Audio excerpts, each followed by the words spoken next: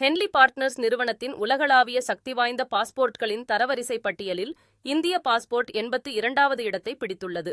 லண்டனை சேர்ந்த பிரபல உலகளாவிய குடியுரிமை ஆலோசனை நிறுவனமான ஹென்லி பார்ட்னர்ஸ் உலகின் சக்தி வாய்ந்த பாஸ்போர்ட்களின் பட்டியலை வெளியிட்டுள்ளது. இந்த பட்டியலானது ஒரு நாட்டின் பாஸ்போர்ட் கொண்டு எத்தனை நாடுகளுக்கு விசா இல்லாமல் செல்லலாம், விசா இல்லாமல் ஒரு நாட்டின் பிரஜையை எத்தனை நாடுகள் வரவேற்கும் என்பதை பொறுத்து தீர்மானிக்கப்படுகிறது. அதன்படி ஹென்லி பாஸ்போர்ட் தரவரிசையின் கீழ் சிங்கப்பூர் முதலிடத்தை பிடித்துள்ளது.